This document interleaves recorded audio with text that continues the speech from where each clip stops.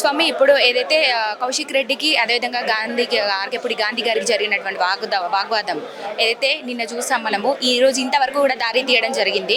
ఈరోజు తీవ్ర వాగ్వాదం అయితే ఏర్పడింది. మొత్తానికి అందరిని మహిళల్ని కూడా పోలీసులు వేసుకపోవడం ఏదైతే అన్నీ చూసాం మనము. మరి ఇది ఎంతవరకు దారి తీస్తుందంటారు? అసలు దీనికి ముగింపు ఎలా వస్తుందంటారు? ఏం చెప్తారు? ముగింపు ఏమీ లేదండి. ఇప్పుడు దీన్ని రచ్చగొట్టింది కౌశిక్ రెడ్డి గారు. ఎమ్మెల్యే గారిని అనే అంత సీను ఆయనకి లేదు. ఫస్ట్ ఆఫ్ ఆల్ ఆయన ఎక్కడో, ఆయన కాన్స్టిట్యున్సీ వేరే, ఆయన వేరే. ఆయన ఇక్కడ మా షెల్లింగపల్లి కాన్స్టిట్యున్సీలో వచ్చి ఆయన ఉంటుండు. ఆయనకు సంబంధం లేని మ్యాటర్ ఇది. ఆయన విమర్శించే స్థాయి ఫస్ట్ ఆఫ్ ఆల్ గాంధీ గారిని అనే స్థాయి కాదు ఆయనది. ఆయన నోరు అదుపులో పెట్టుకొని మాట్లాడితే ఇంత పరిణామాలు జరిగేవి కాదు ఆయన. అందుకోసం ఆయన ఫస్ట్ ఎమ్మెల్యే గారికి క్షమాపణలు చెప్పాలి. ఆయన సారీ చెప్తే ఆటోమేటిక్గా ఈ ప్రాబ్లం అనేది సాల్వ్ అవుతుంది. ఇంకా ఇలాంటి పరిస్థితులు మళ్ళీ ఇంకోసారి కాకుండా ఆయన లిమిట్లో హైకమాండ్ ఉంచుకోవాలి. ఇప్పుడు కాంగ్రెస్ పార్టీ ఏదైతే ఉందో పిఎస్సి పదవి అనేది మనకి గాంధీ గారికి ఇచ్చింది. మరి దీన్ని స్వీకరిస్తారంటారా? అదే హైకమాండ్ ఉంది. ఆల్రెడీ పిఎస్సి చైర్మన్ పదవి ఇచ్చారు గాంధీ గారికి ఆయన. అందుకోసం అది హైకమాండ్ చూసుకుంటుంది. పిఎస్సి చైర్మన్ ఇచ్చారు, ఆయన నిర్వహిస్తారు. సో ఇప్పుడు క్షమాపణ చెప్పే వరకు ఇది ఇలానే కొనసాగుతుంది అని చెప్తున్నారా? అంటే క్షమాపణ అంటే మేడం, ఇప్పుడు వాళ్ళ బీఆర్ఎస్ పార్టీ హైకమాండ్ ఉంది, పెద్దవాళ్ళు ఉన్నారు, వాళ్ళంతా సర్ది చెప్పి ఇక్కడికి ఆపేస్తే బెటరు. లేదా ఆయన నేను వస్తున్నా అని చెప్తే వాళ్ళే రెచ్చగొట్టేటువంటి ప్రయత్నం చేస్తున్నారు. అవును మేడం, వాళ్ళే కావాలని రెచ్చగొడుతున్నారు కాబట్టి ఇప్పుడు ఈరోజు మార్నింగ్ ఇక్కడికి వస్తా అన్నారు. సరే వస్తారంటే స్వాగతిస్తామని మేము అందరం స్వాగతించుదామనే ఉన్నాము. ఆయన గురించి టిఫిన్ రెడీ చేసాము. ఇప్పుడు లంచ్కి వస్తా అంటే లంచ్ కూడా రెడీ ఉంది. రమ్మంటే రావచ్చు మేడం. దాంట్లో ఇప్పుడు దానం నాగేందర్ గారు వచ్చేళ్ళారు. ఆయన సింగిల్గా వచ్చాడు. అలా సింగిల్గా వచ్చి గొడవకే రావాలంటే నీ మందిని నేను మా పబ్లిక్ని తీసుకొస్తామని చెప్తే దానికి కూడా రెడీ ఉన్నాను. నిన్న మనం చూసుకున్నట్టయితే కౌశిక్ రెడ్డి గురించి అదేవిధంగా నిన్న జరిగినటువంటి వాగ్వాదం మీద మీ స్పందన ఏంటి? ఏం చెప్తారు? నిన్న ఏదైతే లోపల వాళ్ళ అనుచరులు ఉన్నారు, బయట వీళ్ళ అనుచరులు ఉన్నారు, అయినప్పటికీ అంత వాగ్వాదము కొట్టుకునేటువంటి స్టేజ్ వరకు వెళ్ళడము, టమాటాలు గుడ్లు వేయడం, దీని మీద మీ స్పందన ఏంటి? ఇవన్నీ ఎక్కడి నుంచి వచ్చినాయి అసలు? మేడం, కౌశిక్ రెడ్డి అనేవాడు ఫస్ట్ ఎలక్షన్ గెలిచిండు. ఆ ఎలక్షన్ కూడా ఎట్లా గెలిచిండు? నేను నా భార్య పిల్లలు చచ్చిపోతారు, నాకు గెలిపియకపోతే ఉరేసుకొని చచ్చిపోతామని గెలిచాడు. ఆయనకు మొత్తం ఓట్లు వచ్చినాయి 60,000. మా ఎమ్మెల్యే సాబ్ 57,000 మెజార్టీ వచ్చింది. అంటే దాదాపు 3 లక్షల ఓట్లు మా ఎమ్మెల్యే సాబ్కి వచ్చినాయి. మనం ఆ కౌశిక్ రెడ్డి వచ్చి మా ఎమ్మెల్యే సాబ్కి చెడాయించి చదువుకుంటారా కార్యకర్తలు? ఆయన ఏం చెప్తాడు? హుజూర్ నగర్లో మీటింగ్ పెట్టాలి, ఆయన కాన్స్టిట్యూషన్లో పోయి మీటింగ్ పెట్టాలి కదా. నింగంపల్లిలో పెట్టి గాంధీకి రామని చెప్తే గాంధీ ఊరుకుంటాడా? గాంధీ చిన్న బచ్చాడుగా నడుతుండు. అరకెప్పుడు గాంధీ వేసుంటారు అందరికి తెలియదా? ఆయనకు రెచ్చగొట్టి 11 గంటలకు వస్తా, జెండా వేపిస్తా, నేను గాజులు తీసుకొని పెట్టినా, నేను చీర పెట్టినా అంటే ఆడపిల్లలకు అవమానిస్తారా? మనం ఒక అమ్మకు పుట్టినాం, అమ్మకి అవమానిస్తారా? నేను గాజులు చీరలు ఇస్తా అంటే ఆడపిల్లకు అవమానించి చేసినట్టే కదా. మేము ఏం చెప్పినాం? నువ్వు 11 గంటలకు వస్తాను కదా, నువ్వు రాకపోతే నేను 12 గంటలకు వస్తాను పోయినాం. ఆయన కొట్టడానికి పోతే 500 మంది పోతారు. వారికి చెప్పినాం, అరే మీ ఇంటికి వచ్చినాం రావులే, నువ్వు బయటికి రా, చూడు మేము నువ్వు రాస్తాను రాలేవు, నువ్వు కొద్దిగాడవు, మేము మొగళ్ళమని చూపెట్టినాం అంతే. వేరేది ఏం చెప్పలేం. మనం పోయినాం, చూపెట్టినాం. ఆయన కొట్టనీకి పోతే 10 మంది పోతారు, 500 మంది పోయినారు. గాంధీనా బయట ఉంటే కూడా అందరు వెళ్ళిపోయినారు కార్యకర్తలు. ఆడ ఉన్నారు 25 మంది మా వాళ్ళు ఉన్నారు. వాళ్ళు ఆయన ఇంటికాడ ఉన్న వాళ్ళంతా మా వాళ్ళు ఉండే. దాని గురించి వదిలేసాం. మేము కొట్లాడనికే పోయేడుతుంటే 2-3 పోయి కొట్లాడతాం. 500 మంది ఎందుకు పోతాం? వాడేం పెద్ద హీరోనా? ఆయన ప్లాట్లో బ్రోకర్ చేసి దందా చేసినాడు, బ్రోకర్ మాటలు నేర్చిండు. అసెంబ్లీలో పోయి కూడా ఎట్లా అంటే అట్లా మాట్లాడతాడు. సభ అధ్యక్ష గౌరవం ఇయ్యాడు ఎవరికి. ఆయనకి ఏం తెలుసు రాజకీయం అంటే? డబ్బులు పారేసి వచ్చేసినాడు. రాజకీయం ఎక్స్పీరియన్స్ కావాలి, రాజకీయం కావాలంటే మాట్లాడడానికి ఏది నోటికి వస్తే మాట్లాడిస్తారా? నేను అది చేసేస్తా బతికొచ్చినాడు అంటే హైదరాబాద్లో ఎవరు వచ్చినా ఉన్నారు, అందరూ చార్మార్ కింద పుట్టినాడు వీడు. తెలంగాణ ఆదిలాబాద్ నుంచి రాని, నిజామాబాద్ నుంచి రాని, మెదక్ నుంచి రాని, ఎక్కడి నుంచి మహబూబ్ నగర్ నుంచి రాని, మనం అందరూ బతికొస్తేనే హైదరాబాద్ డెవలప్ అయింది కదా. వాళ్ళకి కించపరిచేది మాట్లాడొద్దు కదా. అసలు ఇది ఎంతవరకు దారి తీస్తుంది అంటారు? ఈ గొడవ ఏం చెప్తారు? ఎంత దూరం వెళ్తుంది?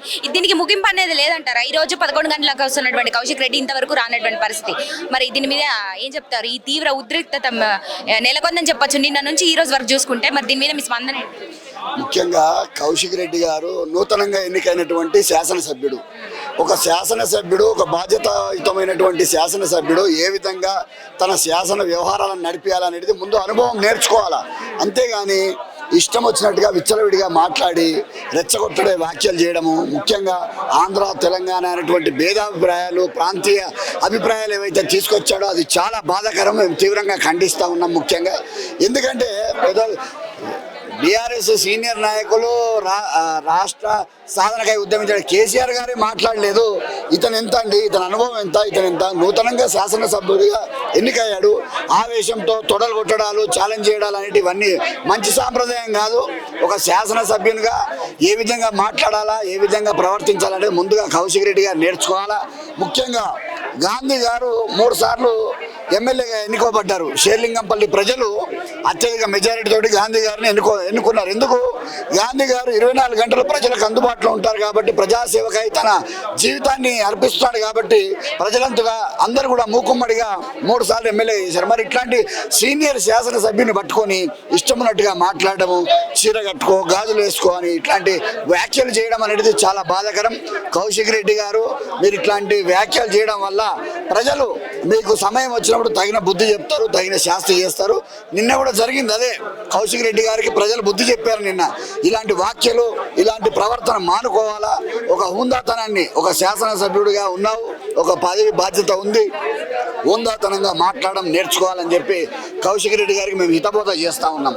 నిన్న వాగ్వాదానికి వెళ్ళినటువంటి వీళ్ళిద్దరి మధ్య ఏదైతే కౌశిక్ రెడ్డి ఇంటికి గాంధీ వెళ్ళడం జరిగింది, ఇది వాగ్వాదం అని అనుకోవచ్చా, లేదంటే తీవ్ర ఉద్రిక్తత నెలకొనడానికి గల అట్లాంటి దానికి చోటు చేసుకుందనొచ్చా? అంటే ఏం చెప్తారు? ముఖ్యంగా అమ్మ ఏంటంటే గాంధీ గారు కౌశిక్ రెడ్డి గారి ఇంటికి వెళ్ళాల్సినటువంటి మాటల యుద్ధం మధ్య ఇంత పెద్ద యుద్ధం ఎలా జరిగింది అనుకోవచ్చు? అంటే కొట్టే వరకు వచ్చేటువంటి సిచ్యువేషన్ ఎలా కలిగిందని సార్? ఇంత వాగ్వాదం ఎందుకు ఏర్పడింది? వాస్తవంగా దీనికి అంతటికి కూడా మూల కారణం కౌశిక్ రెడ్డి గారు.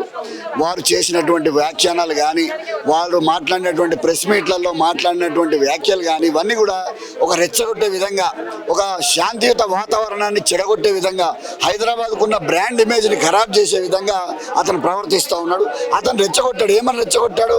గాంధీ గారు నేను 11 గంటల మీ ఇంటికి వస్తా, మీ ఇంట్లోకి వస్తా, నేను జెండా ఎగిరేస్తా, మిమ్మల్ని అది చేస్తా, ఇది చేస్తాను, ఇట్లాంటి వ్యాఖ్యలు చేశాడు. గాంధీ గారు ఏమన్నారు?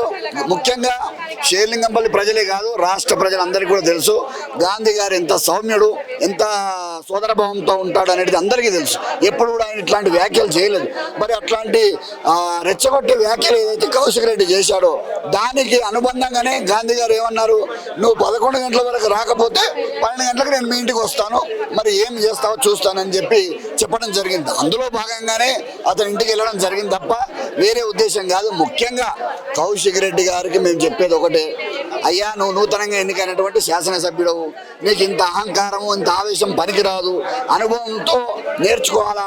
ముఖ్యంగా నీ శాసనసభను, నీ కాన్స్టిట్యున్సీని అభివృద్ధి చేసుకో, మంచి పద్ధతిలో చేసుకో, అంతేగాని తొడగొట్టడాలు, ఛాలెంజ్ చేయడాలు ఇట్లాంటి పనికిరావు. రాజకీయాలలో ఇట్లాంటివి చాలా చూసాము. ఇట్లాంటివి చేయడం వల్ల నీకే నష్టం జరుగుతుంది. ప్రజలు ఎలా బుద్ధి చెప్పాలో అలా బుద్ధి చెప్తారు. కాంగ్రెస్ ప్రభుత్వం గాంధీ గారికి ఏఓసీ పదవి ఇచ్చింది, మరి దీన్ని స్వీకరిస్తారంటారా? ఇప్పుడు పిఎస్సి పదవి అనేది శాసనసభకు సంబంధించినటువంటి అంశం. పిఎస్సి చైర్మన్ ఇవ్వడం అనేది ఏంటంటే అసెంబ్లీ స్పీకర్ గారు, ఎవరైతే అసెంబ్లీ శాసనసభాధిపతి ఉంటుందో వారి చేతిలో ఉంటుంది పిఎస్సి చైర్మన్ ఎవరికి ఇవ్వాలి ఏంటని. ఒక ప్రతిపక్షానికి ఇవ్వాలనేది ఎక్కడ కూడా చట్టంలో లేదు. ఒక ప్రతిపక్షం అంటే ఎలాంటి ప్రతిపక్షమైనా ఒక ప్రతిపక్ష సభ్యునికి ఇవ్వాలనే ఆలోచనతో పిఎస్సి చైర్మన్, అందులో గాంధీ గారు అనుభవజ్ఞుడు, అందులో గాంధీ గారు ఏంటంటే ఎమ్మెల్యే గాంధీ గారు అనుభవజ్ఞుడు, ప్లస్ ఆయన మీద ఒక మచ్చలేని నాయకుడు కాబట్టి ఆయనకి ఇస్తే ఈ పద్దుల కమిటీకి ఒక మంచి జరుగుతున్న ఉద్దేశంతో గాంధీ గారికి పిఎస్సి చైర్మన్ పదవి ఇవ్వడం జరిగింది. వారు ఉందాతనంగా స్వీకరించి